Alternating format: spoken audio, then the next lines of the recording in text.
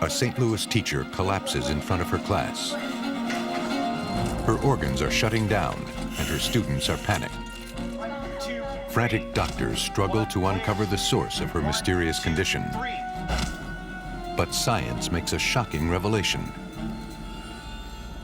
What once was thought an illness is now believed to be a crime. In Columbus, Ohio, a woman is found shot in the head. The death is ruled a suicide. But something is not right, and detectives refuse to let the matter rest. To find answers, investigators must decipher a pattern, unraveling the mystery that leads to murder. The meticulous work of forensic experts can often find even the smallest traces left by a killer and put an end to their murderous attraction.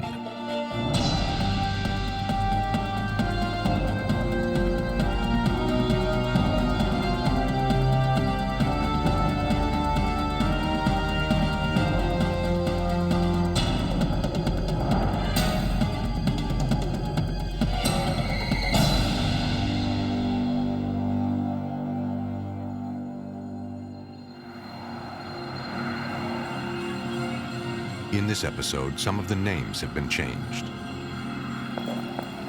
September 26, 1993, St. Louis, Missouri. Donna Boley, a 7th grade math teacher and mother of 2 teenaged sons, was in the middle of her lesson. She hadn't been feeling well all summer, but thought it was just the flu. And Kenneth, let's move on down to number 9. She hoped it would pass once the school year began. Which one are you going to do first? But it didn't. It got worse. Hold on, what's it? She collapsed in front of her class. Alarmed students called for the principal. She was teaching? Yeah, she was teaching. Paramedics arrived to find Donna struggling to breathe. They had no idea what was wrong with her or why she collapsed. Medics tried to stabilize her, but her body was shutting down. She was losing consciousness. Donna was fighting for her life.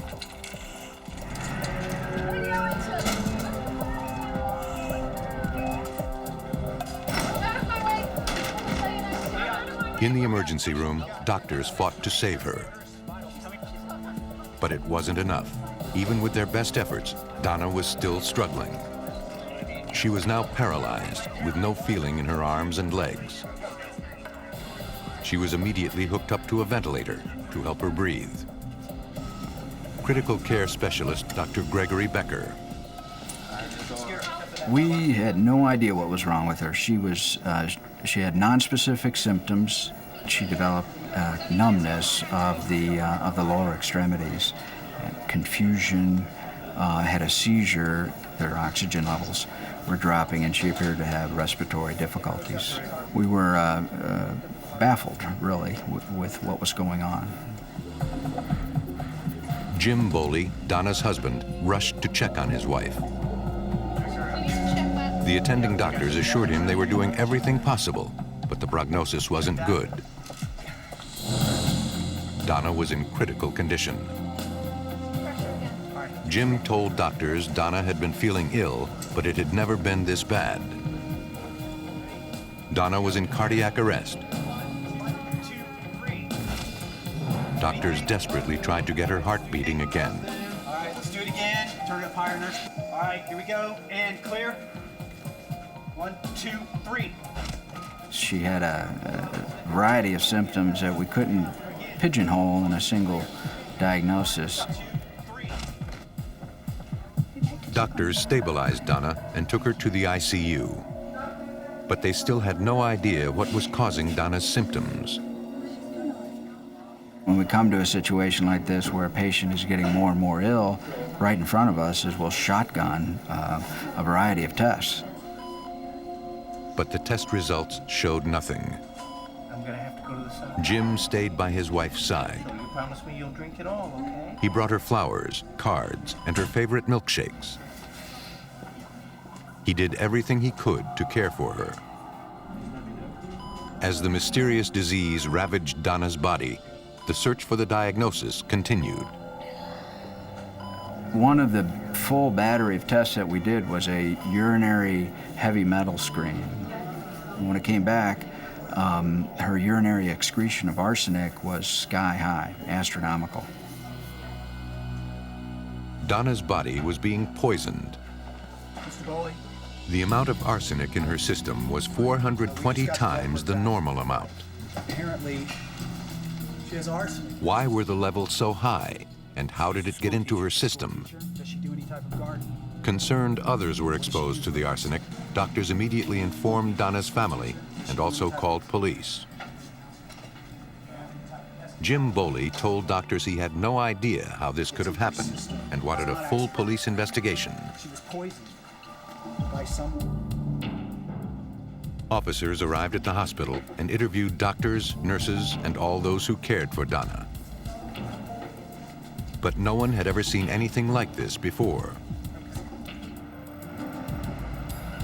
St. Louis County Police Detective Tony Grimmel was the lead investigator on the case. I found out that from the hospital that Donna Bowley's level of arsenic was right at the lethal dosage, and that she was on the fence and could possibly die. Since arsenic poisoning is rare, Detective Grimmel needed to do research on the toxin. I determined as much as I could about arsenic and found out that it is in pesticides and herbicides. It's also found in the environment, in well water. Detective Grimmel had hoped to speak to Donna, but that would be impossible. At that point in time, that not only was she in critical condition, but she was paralyzed from the neck down and unable to speak. Unable to communicate with Donna, the detectives would have to find their answers another way. They asked hospital personnel to contact them if they came up with any new information. Nurses were stationed in Donna's room around the clock to monitor her condition. Skin color? Okay. Detective Grimmel's next step was to determine whether he was dealing with accidental exposure or something criminal. This is the first type of arsenic case that I've ever been involved in. The questions that we didn't have answers to is, how did she get it in her system? What type of arsenic it was? Where it came from? To find the answer, the detective turned to an expert at the St. Louis County Medical Examiner's office. He met with Chief Toxicologist Dr. Christopher Long. Arsenic symptoms are so common and typical of like the flu or possibly food poisoning that most physicians tend to focus on that area to see if there's some sort of biological reason why you have these symptoms. And they don't really consider arsenic or heavy metal poisoning. But arsenic poisoning is much worse than any flu. It attacks the body's red blood cells, eating away at them until the body completely shuts down. Everybody has arsenic in their system, but in normally low levels that don't offer any symptoms or any problems. But the levels in Donna's system suggested something else. Due to the high levels, it appeared to be administered to her, either self-administered or administered by someone else. Although environmental factors such as a tampered water supply were not ruled out, investigators had to look at all the possibilities, including attempted suicide or murder. Detectives visited the Bowley home. Hoping to develop leads, investigators interviewed Donna's husband and her teenaged sons. Jim Bowley said Donna had no history of depression. She never spoke about taking her own life and never attempted suicide. But the family mentioned Donna had trouble with several students who were angry with her over grades. Jim also said Donna had trouble with a teacher who used to work with her. and Donna was an easy target. Giving her a hard time, something like that? He felt that since she kept a cup of water on her desk at all times, that anybody at school could have administered the poison to her by dropping it into her glass or cup on her desk. While at the house, investigators took a sample of the family's tap water. It was sent to the lab for analysis. From what the boys said, They collected canisters, jars, quite a bit. and utensils. Detectives also collected household products and cleaners. They were looking for anything that either contained arsenic, such as pesticides, or any kitchen items that may have been contaminated. This was done to remove anything from the house that might make the children ill if there was any arsenic in it, and also to include or exclude any of these items as being used in poisoning of Donna. In the bathroom, police found hypodermic needles. In your restroom? Jim told investigators the hypodermic needles were used by one of the boys for medication. We're going to go ahead and take They this were in. taken with the other items to be tested. Okay, okay, I appreciate it, thanks. Student. Detective Grimmel went to the school to follow up on the family's suspicions. Together in the past. The principal said although Donna was often sick, she was in good spirits and was not depressed. Deportment records. He also told the detective the problems with the former co-worker and the angry students were not serious. And none of them had been at the school in months. There's nothing negative in either of these children's Grimmel now files. believed if Donna was poisoned, it did not happen at school. At the Identification Bureau of the St. Louis County Police Department, the household items were tested for arsenic. The syringes found in the Boley home were quickly ruled out. As the husband said, they were used for prescribed medication for one of the boys. And all the other tests came back negative. None of the household items contained the deadly poison. The water was also clean. Detective Grimmel was at an impasse, and there were no leads in sight. I didn't believe that in a family of four, one person could have accidentally ingested a lethal amount of arsenic at home, and the others have no signs of arsenic in their system. So what I was looking at was self-inflicted, where it was an attempted suicide, or that it was used as a weapon in an attempt to kill her. And the one person who could shed light on the investigation was the only person who wasn't talking.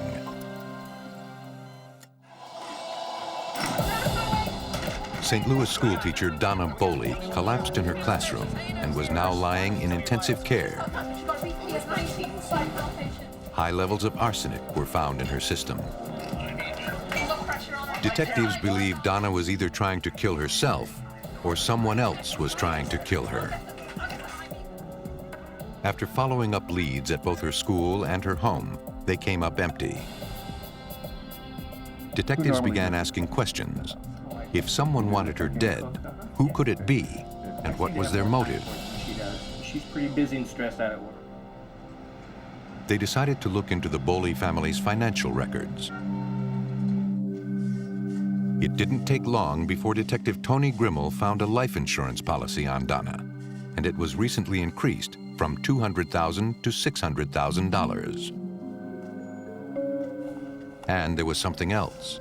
Accounts showed that the family carried $20,000 in credit card debt. The case was heating up, and then Detective Grimmel received a call. It was Donna's nurse, and she was calling from the hospital. She said that despite intensive treatment to rid Donna's body of the poison, she was getting worse. And she said she noticed a pattern. After each of Jim Boley's visits, his wife suffered a relapse. Despite Donna's serious condition, Detective Tony Grimmel had to find a way to communicate with her. Hi, Jim. She was paralyzed from the neck down, and she couldn't speak. Basically, all she could do was shake her head yes and no, and she had eye contact.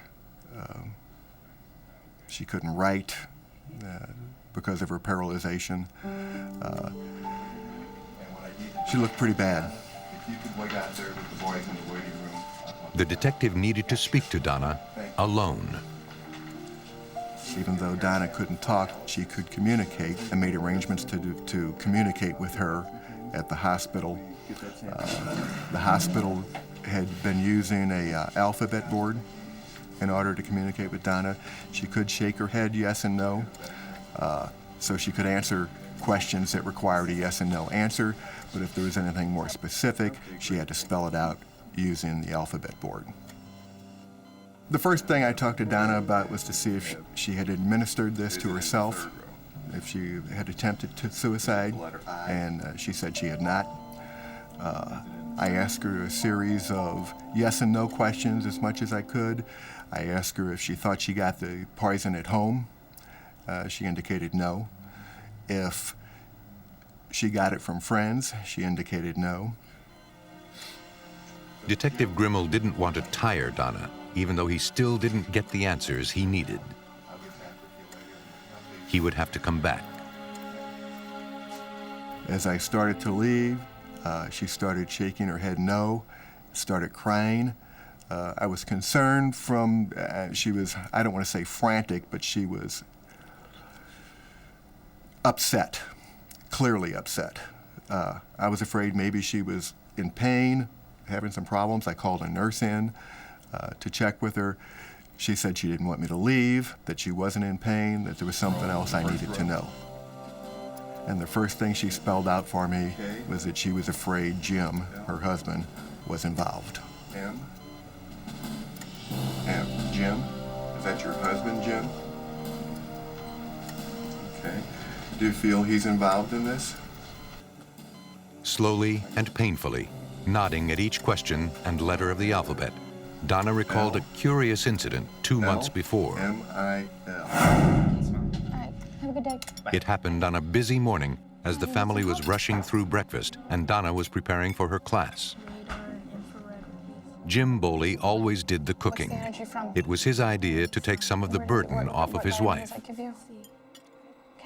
He gave Donna a glass of milk to settle her stomach and reminded her to drink it. It was then Donna saw pink residue at the bottom of the glass. Donna's story placed her husband under suspicion. This, coupled with the recent increase in Donna's life insurance, made Jim Boley the prime suspect in his wife's poisoning. But investigators were a long way from proving he was trying to kill his wife. Detective Grimmel asked Donna for a hair sample. It was sent to the lab to establish a poison timeline. And there was one more thing, Jim's visits. I called the hospital to tell them that Mr. Boley wasn't allowed to see his wife anymore. I contacted security and put a freeze on visits because I thought there was a possibility he was also administering some of this at the hospital. After my interview, I went out to the waiting room. The first thing he asked me was, "What did she tell you?" I told him that she told me a number of different things and that he and I were going to have to talk again, and we were going to have to talk at the police department. More evidence surfaced when Donna's relatives discovered a gym bag hidden at the Boley home. They brought it to police. Detectives were puzzled by what they found inside. Other women's lingerie. All in this bag, and I know that's not hers. And then there's these ads for escort services. Ads for local escort services. Love notes. He's maybe taking out some. These notes, where'd you find these? Contents also included photos of naked women and sexual paraphernalia. And the bag was? It was out in. We obtained cell phone records and found out that he was using 2 dating services, and that he was using his cell phone for this. At the toxicology lab of the St. Louis County Medical Examiner's Office, Donna's hair was tested. hair grows about an inch a month. And because the arsenic attaches to the follicles and stays there, scientists can get an accurate timeline of the poisoning. Her hair provided answers to the questions when, how much, and for how long Donna was ingesting arsenic. Chief toxicologist Dr. Christopher Long performed an atomic absorption test. The arsenic analysis, you can't see that because it's done on a molecular level, and you can't see the little molecules or electrons. The computer can determine the difference in the light absorption, print out a concentration, and it's all done on computer. The results came in. From her hair, we clearly showed that at the far end there was no arsenic. That was somewhere 5 or 6 months earlier. From that point on, the arsenic levels in her hair increased, and they increased dramatically every month up till and including the time of her hospital admission. This would show that she had been exposed over a period of time and the dose was being increased over that time. The toxicologist reported his findings to investigators. Well, it was really an opportunity to put the science to work, to show how toxicology is part of the picture, and sometimes we can be a very important part of the picture in determining if somebody's a bad person or not. Police asked Jim Boley to come in to answer questions. Right here, Jim, this room here. Jim Boley seemed to be the perfect husband. He worked as a high school counselor, coached baseball, and was a scout leader. I told him that she was pointing the finger at him, and that he was now the prime suspect, and I advised him of his rights. He was more than willing to cooperate, and he tried to explain away the pink milk and her feeling that he was a suspect. Well, she's got poison in her system. Boley claimed that his wife's illness had caused her to have hallucinations. She's confused. We got a wonderful system. Detectives asked him about the $600,000 insurance policy on Donna, about his financial difficulties, and about his extramarital affairs. Somebody's trying to hurt her. Talking for hours, Jim Boley seemed to have an answer for everything. Trying to waste But he explained those away, and he was good at explaining things away. Boley's background was in psychology. He seemed in control. So detectives took a new approach. Have you noticed throughout this thing that whenever he's talking, he's in control and as big as life, but when we talk, he shrinks back in his chair? Have you noticed that? Yeah, he seems real confident and comfortable when he's talking, and Very uncomfortable when you're talking. right. I think what we should do is go back in there and just hammer him and just get up on the podium and don't let him talk at all. Just give him everything you've got. This time, they would be verbally aggressive and not let him redirect blame. I've been listening to you all night long. Now it's time for you to listen to me. Well, I think No, wait a minute. I've listened to you all night. Laying out the Now case it's my against turn. him, You listen investigators to me. didn't let Boley answer for an hour and a half. No, I'm doing the talking. At the end of all that, hour and a half or so, when he first did speak, he asked me, "How much time do you think I'm going to get?" Which in itself was a tacit admission, but not a confession. After over 8 hours of questioning, investigators still couldn't get Boley to confess to poisoning his wife. With nothing solid to hold him, Detective Grimmel went to the district attorney. St. Louis prosecutor Bob McCullough had to make the decision. Actually, we had very little evidence. It was one of those where you knew that the guy did it, but whether we were going to be able to prove it or not at that point was kind of up in the air. But detectives wouldn't give up and continued to keep pressure on Boley to get a confession. But Jim Boley still wouldn't crack. And without stronger evidence, police feared the man they suspected of poisoning his wife would walk free. Someone was trying to kill Donna Boley. 420 times the lethal dose of arsenic was discovered in her system. Now, what I'd like to And do police is believe they knew who was visit responsible, in the third room. Donna's husband, Jim. Is it the letter I? Detectives were mounting a solid case against Jim Boley. They discovered he was patronizing sex services and bought a $600,000 life insurance policy on his wife. Want to have a seat there? Detectives brought Jim in for questioning, hoping to break him, but he had been You know why we're stonewalling here? them for hours. Yeah. I want to talk about Donna, and would like you to tell us what happened to her.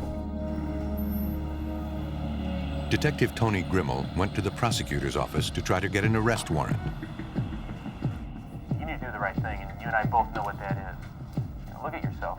Look at this place you're at now. At the same time, Why don't you tell me? Boley Tell me what finally happened. confessed he had been poisoning Donna. I didn't want to kill her. I only wanted to make her a little sick. You gotta believe me. I just wanted to make her a little sick. She was really stressed. It's been a long summer. And I thought But he wouldn't admit he was trying to kill her. Yes, Lieutenant Varner over at the police department. Detective Grimmel's there applying on a warrant. Could I speak with him, please? St. Louis Detective Tony Grimmel. Grimmel was seeking the arrest warrant. Tony, Boley's over here confessing to Barra right now. He used that for the reason of the poisoning, I only wanted that to make he and her a his little wife sick. haven't had much quality time together. You gotta believe He me. I wanted just to make her a little sick so she would stay home from work, and he could burn up his sick time and stay home with her and care for her and have some quality time with her. Jim Boley was taken into custody. He told investigators where he had hidden a box of rat poison in the house. He took police to the garden store where he purchased the poison. Hi, glad you could come He even pointed out which brand he bought. in. This is the product that you bought? Yeah. For months, Boley had carefully prepared potions of arsenic to feed to his unsuspecting wife. He told police he dissolved the poison in water before adding it to Donna's guys. food or drink. Time to hit the bed. Investigators asked police chemists to check Boley's story in the lab. They found the poison gave water a pink tint. When the mixture was added to milk, it did not color the milk, but it did leave a small pink residue. For years, Jim Boley had been living a double life with expensive adulterous affairs. Police say when it caught up with him, Boley carefully planned to get rid of Donna and collect enough money to continue his other life. Where's your medicine? But it didn't work. Medical and forensic science were able to stop him from killing Donna. Okay. You want me to help you? St. Louis prosecutor Bob McCullough had a strong case. Be careful. The charge that we filed, assault in the first degree, is the most serious charge there is, short of death. It carries a punishment of 10 to 30 years or life in prison. In addition to that, we filed an armed criminal action charge because he used poison in order to commit his crime, and that gave the potential of another life sentence. Jim Boley was found guilty of trying to kill his wife by poisoning. He was sentenced to life imprisonment. St. Louis medical personnel and detectives intervened and saved a woman's life. But tragically, in Ohio, the intervention came too late. Columbus, Ohio lies at the center of America's heartland. In early 1994, the city's police found themselves at the center of a brutal and mysterious case. At 2:51 a.m., police received a frantic 911 call. Are you with her now? The caller identified himself as Richard A. He said his wife had just committed suicide. Well, we'll The get operator Maddie asked him to police stay out calm right away. and wait for emergency personnel who were on the way. Sergeant 18-180-181 on a 47A. Looks like it's gonna be a 43, possible 47. Columbus Police Department officers arrived at the address. No one was there to meet them, They called out, but there was no response. Columbus Police! Police! Hello, Columbus Police! Tentatively, the officers entered the residence. Got empty hallways, it's clear. Kitchen's clear. It looked as if the house was empty. In the master bedroom, Robert A. was at the foot of the bed. Show me your hands! He seemed dazed, confused, and unable to move. On the bed, a woman lying on her back with a gunshot wound to the left side of her head. She's my wife. A blue steel .38 caliber revolver was resting on her blood-smeared chest. A. Hi. Responding police officers questioned Robert A. Are you okay, sir? He told them he went into his bedroom and found his wife. He had no idea what happened. How much have you had to drink tonight, sir? Officers noted he appeared to have been drinking. How much beer? I don't know. Medics were called to the scene. Without disturbing the body, they examined the woman. Sure, at 3:03 a.m. Janet A. was dead. Radio medics pronounced at 3:03 a.m. Within minutes, homicide detectives arrived at the house. They are required to investigate any gun-related death. Detectives were briefed by the officers at the scene. Detective Eric Pilya was the lead investigator on the case. A small, dark-colored revolver was laying on top of her chest, and there was an extensive amount of blood that had come from the wound and run down her body along her appendages and pooled in several areas. The detective interviewed Janet's husband, Robert. Detective Pilya? He still appeared to be in shock and was non-responsive. My first impression of the husband was that he was either extremely distraught to the point of being in shock, or extremely lethargic or drugged, unemotional, just kind of dazed. When A composed himself, he told investigators earlier that evening he and his wife watched some television after dinner. Fell asleep? She was leaving for a business trip to Cincinnati early the next morning. Robert told investigators Janet was nervous about her trip. I'll miss you, but I'll be all right. She was deathly afraid of public speaking. I have to go to bed. I have to get some rest, okay? She wanted to get a good night's sleep, so she kissed him goodnight and went upstairs to bed. A said he stayed up a little later and watched a kickboxing movie on television. So he fell asleep on this couch here. He explained that he had fallen asleep on the couch. He had woke up, decided to go to bed, went upstairs, turned on the light to the bedroom, and found his wife laying there with a gunshot wound to her head. He said that he then went and checked for a pulse. He was shocked when he found his wife had committed suicide. He had been asleep and didn't even hear the shot. At first glance, the investigation appeared routine.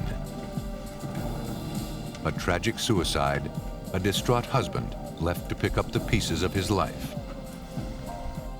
But few investigations are ever routine, and Detective Pilya knew this one would be no different.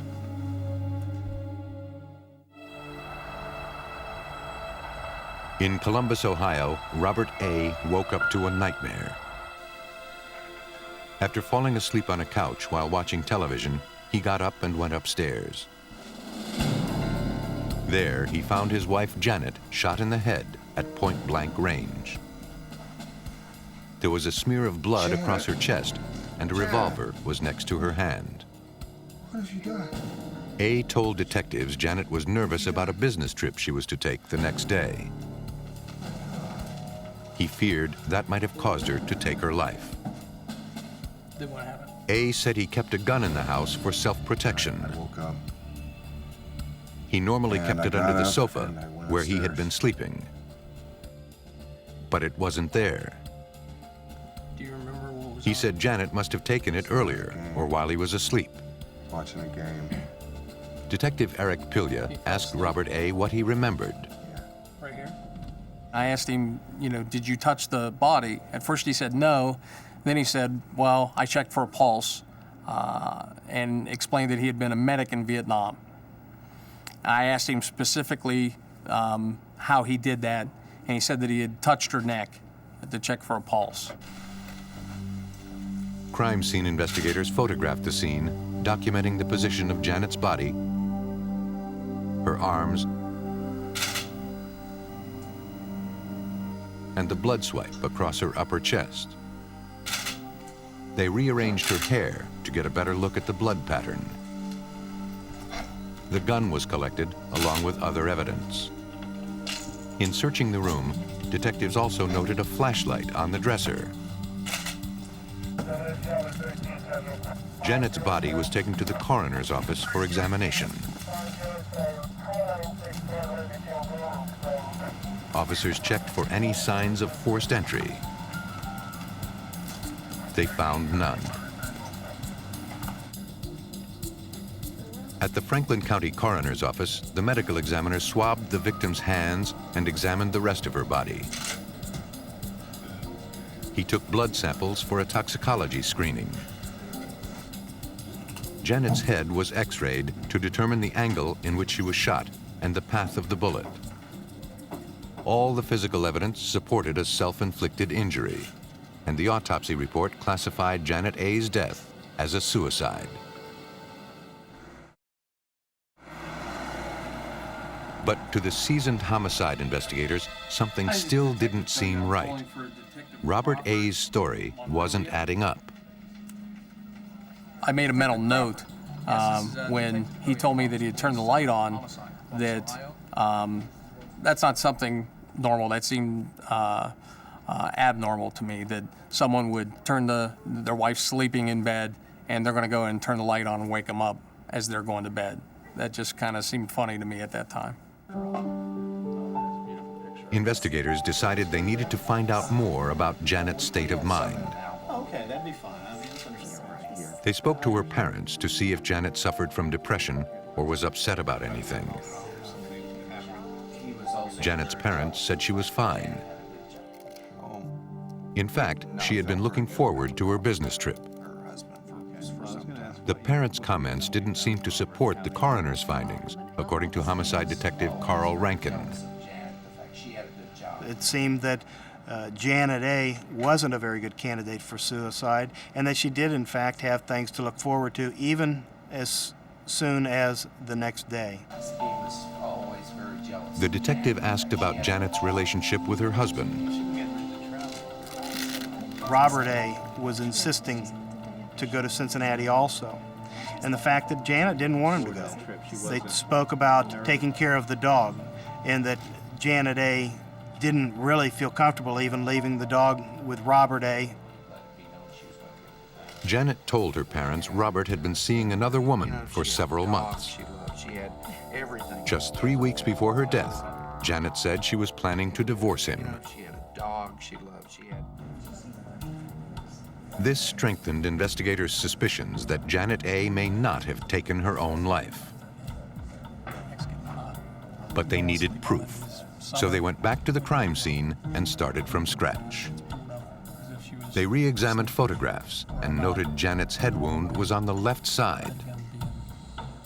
When they interviewed friends and family members, they discovered that Janet was right-handed.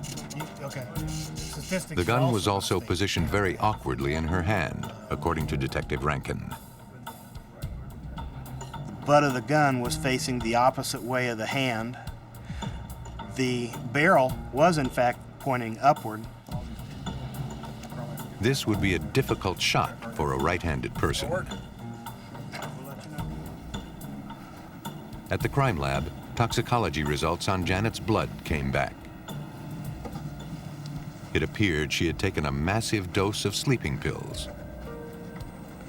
Perhaps she had tried to kill herself with pills, and when that didn't work, she got the gun. But there was one problem. The toxicologist's opinion was that Janet A., after taking that many drugs, would not have been able to form a thought pattern to have been in bed, taken the drugs, gone downstairs, taken a gun out of below the sofa where Robert A. was sleeping, walked back upstairs, gotten back in bed, and shot herself. Despite trouble in the marriage and a minor domestic incident, detectives had little else. I'd like to talk to you back here. Okay. But that changed. Police got a break when a call came in from a woman who said she was the last person to talk to Janet the night she died. Okay. The woman was Janet's close friend, but she hadn't come forward because she was afraid of Robert's violent temper. She told police that the night Janet died, she had come over to borrow a dress. Yeah, that's nice. Janet was excited and looking forward to her trip to Cincinnati, and glad to have time away from her husband. On the night Janet died, she called and talked to her friend at 11:30 p.m. She was whispering and said Robert was angry and arguing. Yes, I was. He wanted to go on the Cincinnati trip with her, but Janet had refused. The friend told investigators that Janet then abruptly said Robert was coming into the room and she had to go. Janet quickly hung up. It was the last time anyone heard from her. Pieces were falling into place. Detectives were now ready to confront Robert A. We've been wondering about... They told him they needed the truth Why would there be and a arranged flashlight? for a polygraph test and asked him to take it. Why would it be right out on the dresser? I don't know. I want to talk to my lawyer. Robert, I don't have any problem with you talking to your attorney.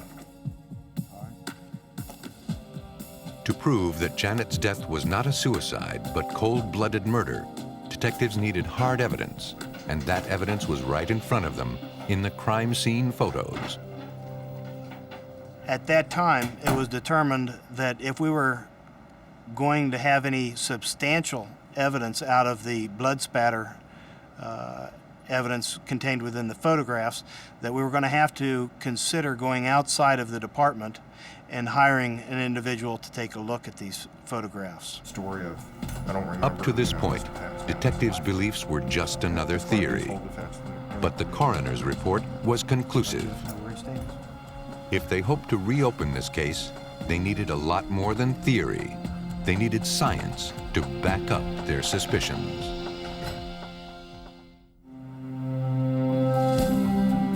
Janet A.'s death had been ruled a suicide. But detectives were troubled by the evidence.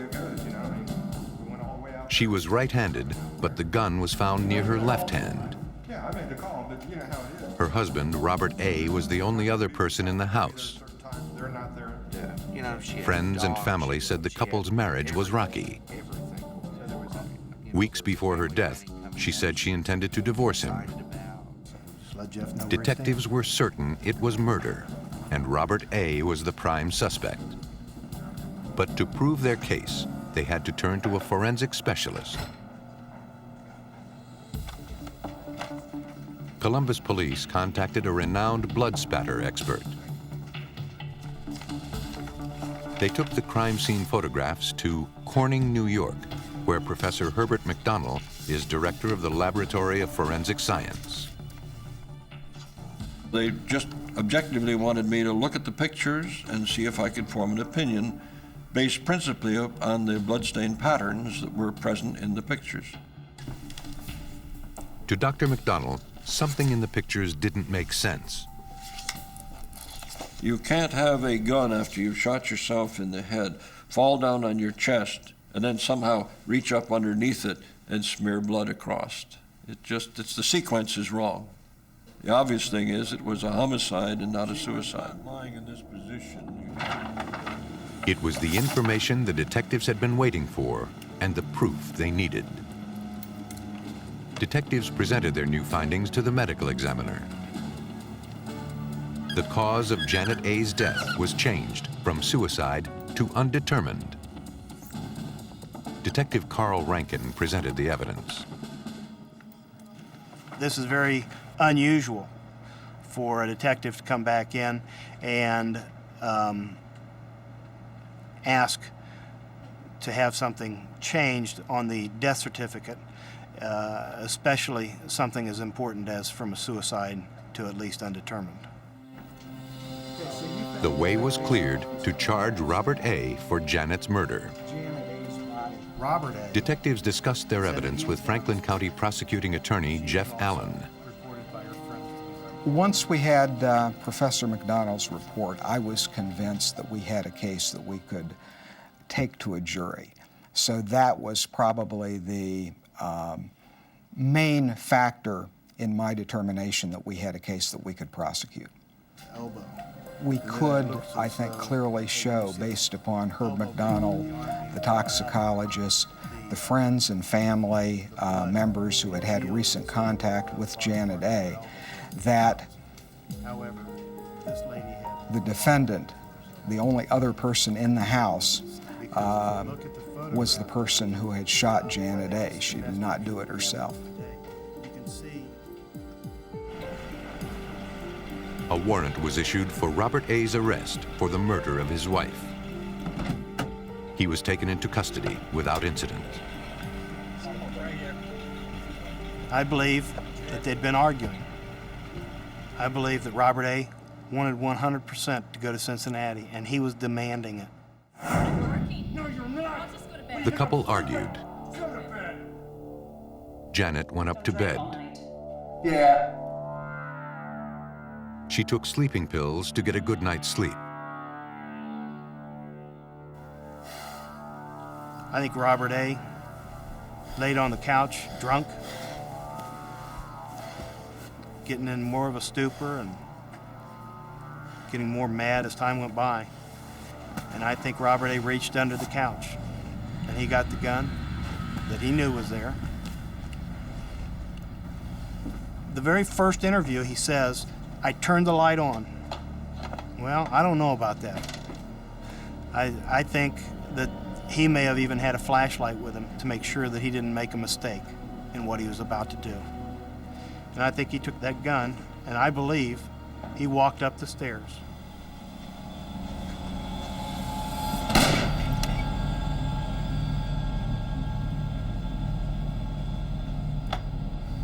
After killing Janet A., he put the flashlight on the dresser.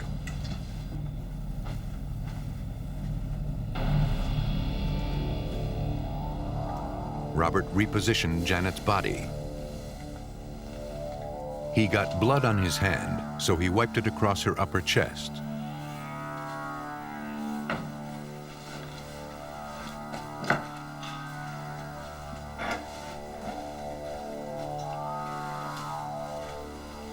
He planted the gun to make it look like a suicide.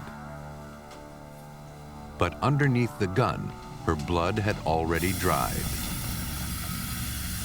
Without the blood pattern analysis done by Herb McDonald, without the toxicology, without having as good a crime scene set of photographs as we had, there would have been no reopening of this case, there would have been no trial, and there would have been no conviction. The jury at Robert A.'s trial heard the forensic evidence. They found him guilty of Janet's murder. He was sentenced to 20 years to life in prison. Killers go to great lengths to create scenarios that shift blame, leaving behind few traces of their guilt. But no matter how small or well hidden, forensic investigators live to expose these telltale traces and avenge the victims of murderous attraction.